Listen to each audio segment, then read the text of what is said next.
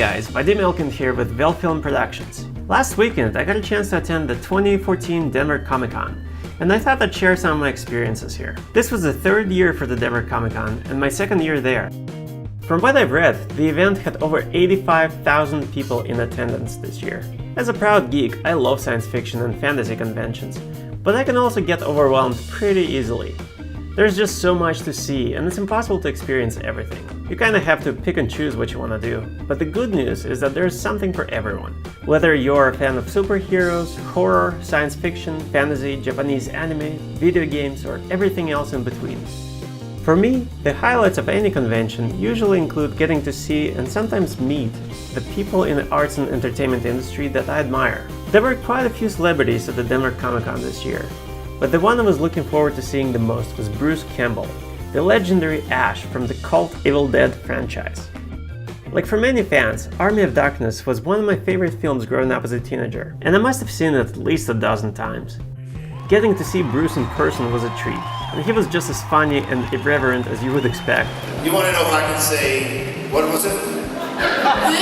This is my boomstick. This is my boomstick. You want to know if I can say that? Yes.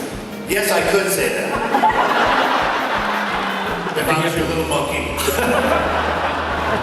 I also saw Matthew Inman, creator of the Oatmeal website, which I admit I only started reading about a month ago and I instantly became hooked. Matthew has a great sense of humor, but what makes his work special is that he uses the humor to communicate ideas and interesting facts about history, technology, and science. That is, when he's not making jokes about penis fencing. But I digress.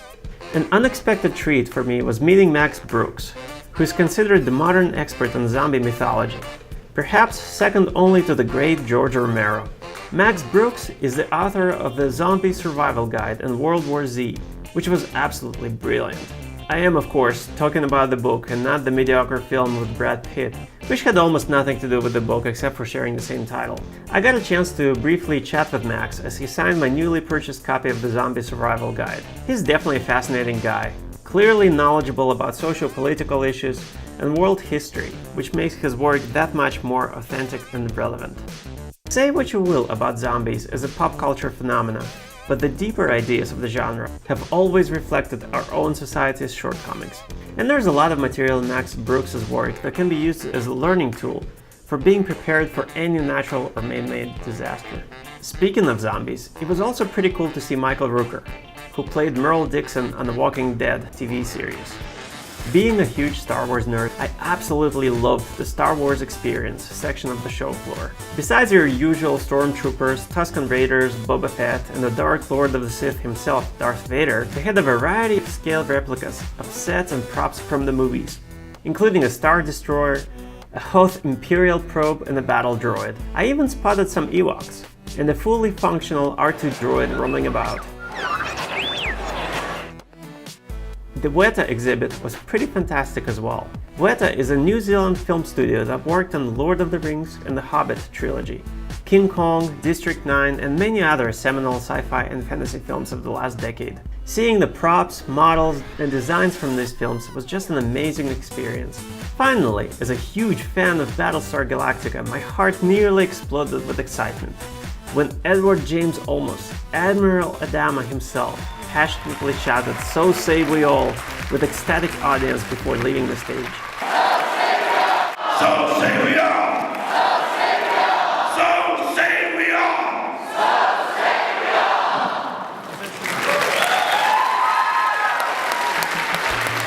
That was just awesome. As much as I love to geek out, attend celebrity panels, and take photos of the scantily clad women in tight-fitting superhero costumes, those weren't my only reasons for going to the Denver Comic Con this year. A short film that I worked on a couple of years ago, called The Low Road Baby, also screened at the Comic Con, and Mark Rader, the director of this crazy little film, asked me to take some photos of the panel, which I happily agreed to do. The panel included key people that worked on the film: the actors, director of photography, stunt coordinator, production designers, and visual effects artists. They even performed a live green screen demo at the end, which was pretty neat. As always, the weekend went by way too fast, and I'm sure that there are a million things that I have missed at the con. But such is the beauty of the internet and social media. I will be looking at other people's blogs, photos and videos and discovering what they've seen, just as some of you will probably be looking at mine. You can see all of my photos from the 2014 Denver Comic Con by clicking on the link in the video description. Enjoy!